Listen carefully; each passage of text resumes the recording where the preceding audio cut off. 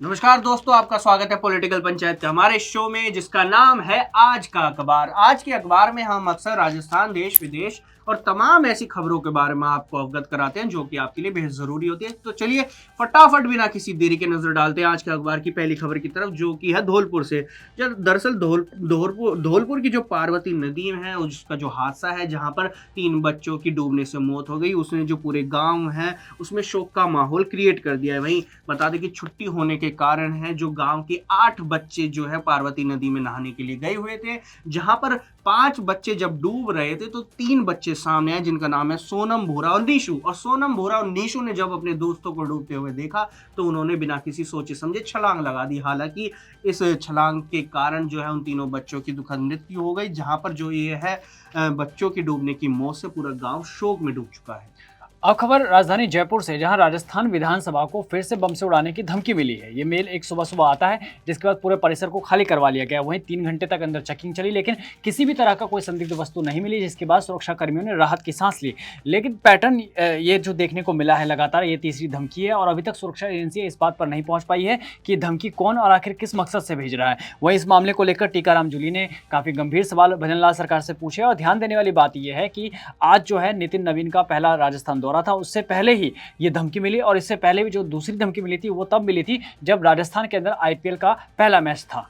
वही खबर बांसवाड़ा के टामटिया गांव से, जहां टामटिया में हत्या के बाद जो है वो भारी बवाल देखने को मिल रहा है। दरअसल 2 पक्षों के बीच जमकर बवाल हो रहा है, जहां पर एक पक्ष ने पहले दूसरे पक्ष के जो एक व्यक्ति है उसकी जो है हत्या कर दी।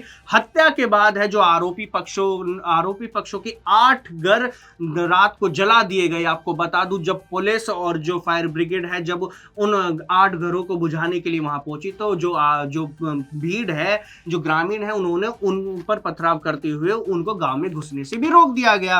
वहीं जो है अतिरिक्त पुलिस बल तैनात कर दिया गया है। फिलहाल जो गांव है उसमें जो है तनावपूर्ण का माहौल बना हुआ है। अखबार राजस्थान की राजनीति से जुड़ी हुई, जहां एक तरफ टोंक में भाजपा के राष्ट्रीय अध्यक्ष नितिन नवीन पहुंच रहे हैं, उससे पहले मदन राठौड़ के बयान ने राजनीतिक सरगर्मी बढ़ा दी है। देखिए, टोंक के सबसे बड़े नेताओं में से एक सचिन पायलट पर उन्होंने टिप्पणी की और उन्होंने कहा कि सचिन पायलट जो है गलत पार्टी में और भविष्य खराब कर रहे हैं। बता दें कि हाल ही में आम आदमी पार्टी की जिस तरह से 7 सांसद शामिल हुए बीजेपी में, उसको लेकर अब अंदेशा लगाया जा रहा है कि बीजेपी अब सचिन पायलट पर भी डोरे डाल रही है। वहीं राजस्थान को हरित प्रदेश बनाने के नाम पर सरकारी खजाने से पानी की तरह पैसा बहाया जा रहा है।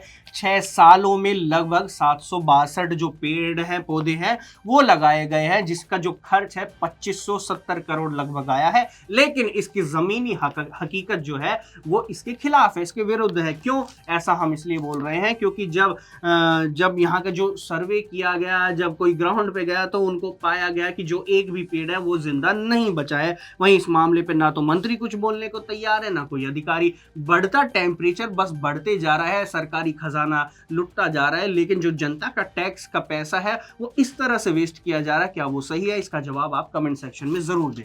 अब खबर 12 से, जहां पर गिलास व्यापारी सतीश गौड़ का अपहरण कर लिया गया और इस अपहरण करने के बाद अपहरणकर्ताओं ने 1 करोड़ की फिरौती मांगी, जिसके बाद वसुंधरा राजे का गुस्सा भी फूट पड़ा। उन्होंने पुलिस प्रशासन को सख्त निर्देश भी दिए। साथ ही इस मामले पे अब सांसद दुष्यंत सिंह ने भी संज्ञान लिया है।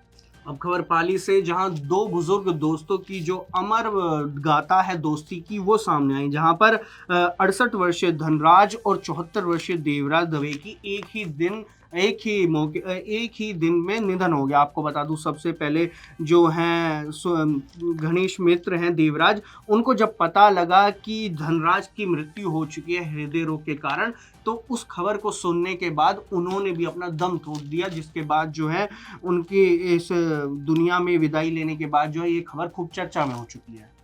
अखबार राजस्थान के जो शिक्षा है उससे जुड़ी हुई, देखिए 9वीं 10वीं 11वीं 12वीं का जो अभी किताबें हैं उसको रोक दी गई है। फिलहाल इस मामले को लेकर अब गोविंद सिंह डोटासरा ने कई गंभीर सवाल भी खड़े किए। साथ ही उन्होंने कहा कि ये सुनियोजित ब्रेन वॉश किया जा रहा है बच्चों का। साथ ही उन्होंने कहा कि आरएसएस की विचारधारा अब इस पर थोपी जा रही है। इसको लेकर सियासत अभी भी गर्म है। वहीं गोविंद सिंह डोटासरा ने आम आदमी पार्टी के जो 7 सांसद शामिल हुए इसको लेकर भी तीखा तंज कसा और साथ ही कहा कि आम आदमी पार्टी जो है बीजेपी की बी टीम है।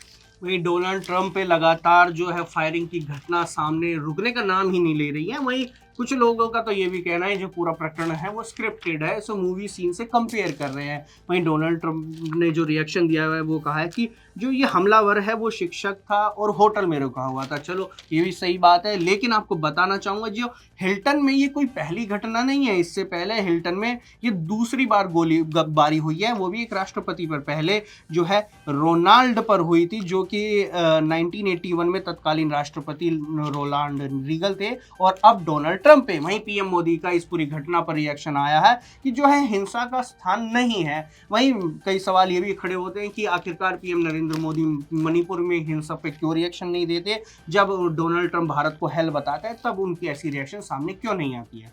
अब खबर थोड़ा हटके है, जहां नागपुर में बॉम्बे हाईकोर्ट ने जो किसानों को राहत देने वाला फैसला सुनाया। दरअसल हुआ ये कि बॉम्बे हाईकोर्ट ने तोतों द्वारा अनार के पेड़ों को नुकसान पहुंचाए जाने पर महाराष्ट्र सरकार को आदेश दिया है कि वो किसानों को मुआवजा दे।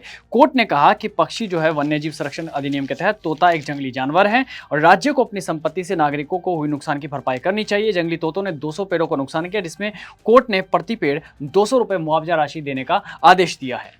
AI आर्टिफिशियल इंटेलिजेंस, जिसको इस सोच के साथ लाया गया था ताकि जहाँ के जो लोग बाग हैं वो सीखे, लेकिन सीख कौन रहा है? अपराधी। देखिए दरअसल ये खबर गुरुग्राम से है, जहाँ पर सामने आया कि नकली वेट लॉस इंजेक्शन रैकेट ने तकनीकी के बनाकर उस तकनीक को चैट जीपीटी की मदद से AI के जरिए बनाया है। चाइना से जो पार्ट है उसको असेंबल करके यहाँ पर उसको उपयोग में लिया गया, जिसके बाद पुलिस ने शिकंजा कसा और उनको पूरे फॉर्मूले को तबाह कर दिया जो कि वेट लॉस इंजेक्शन का था। अब खबर सवाई माधोपुर से, जहां मानसिंह गुर्जर जो है विधायक रामकेश मीणा पर भड़के हुए नजर आए। पांचना बांध को राजनीति को लेकर उन्होंने उन पर कई सवालों का जवाब दिए। साथ ही उन्होंने कहा कि पांचना बांध पर राजनीति करना ठीक बात नहीं है। इसके साथ ही उन्होंने कहा कि लड़ाई को वो गलत दिशा देने की कोशिश कर रहे हैं। इसके साथ ही जो बिल था जो भाजपा सरकार ला रही थी उसको लेकर भी कहीं ना कहीं मानसिंह गुर्जर जो है रामकेश मीणा पर भड़कते हुए नजर आए। वहीं अंकिता भंडारी केस मामले में जंतर मंतर पर पूर्व मंत्री धीरेन्द्र प्रताप सिंह ने जमकर विरोध प्रदर्शन किया, जहां पर पुलिस ने धीरेन्द्र पर कार्रवाई करते हुए लोकतांत्रिक और माफ कीजिए जो धीरेन्द्र ने जिसके बाद धीरेन्द्र को पुलिस ने हिरासत में ले लिया, जिसके बाद धीरेन्द्र ने इस कार्रवाई को लोकतांत्रिक और अधिकारों का हनन बताया। दरअसल उनका ये कहना है कि 4 घंटे तक उनको थाने में बिठाया गया, उनका फोन भी छीन लिया गया और किसी से बात भी नहीं करने दिया। वहीं उनका ये भी कहना है कि जब तक अंकिता भंडारी केस में दोषियों जेल में नहीं चली जाती और कार्रवाई नहीं की जाती तब तक उनका ये धरना प्रदर्शन जारी होता रहेगा।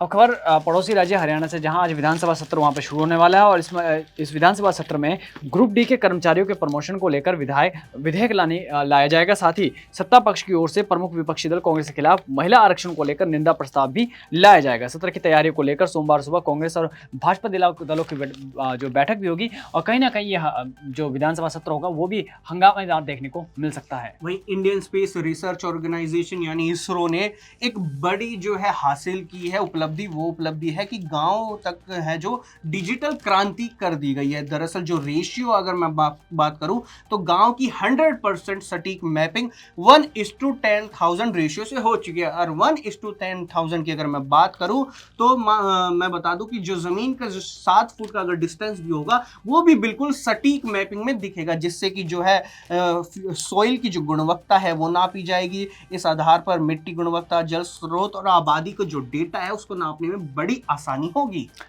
और अब खबर किसानों से जुड़ी हुई। बता दें कि हरियाणा में इस बार रिकॉर्ड गेहूं उत्पादन के बीच सरकार के सामने जो है भंडारण का संकट सामने आके खड़ा हो चुका है। देखिए मंडियों में उम्मीद से ज़्यादा गेहूं पहुंचने के कारण करीब 30 लाख टन गेहूं खुले आसमान में के नीचे रखने की नौबत आ चुकी है। आपको बता दें कि सरकार ने इस सीजन में 72 लाख टन गेहूँ खरीद का लक्ष्य किया था, लेकिन अब तक प्रदेश की मंडियों में 82.14 लाख टन गेहूँ पहुँच चुका है। इनमें से 72.78 लाख टन की खरीद हो चुकी है, जो कुल आवक का करीब 88% है। कांग्रेस के वरिष्ठ नेता राहुल गांधी के अंडमान और निकोबार द्वीप समूह दौरे का कांग्रेस ने बड़ी सफलता बताया है, जहां पर द्वीपों के अधिकारों के लिए दिल्ली तक जो आवाज है वो उठाई जाएगी, ऐसा quote and quote Rahul Gandhi ने कहा है। वहीं बता दूं कि जो पार्टी के जो प्रभारी है उनका कहना है कि राहुल गांधी की मौजूदगी से यहाँ पर जो है पार्टी के जो कार्यकर्ता है और आम जनता में उत्साह भी पनप गया है।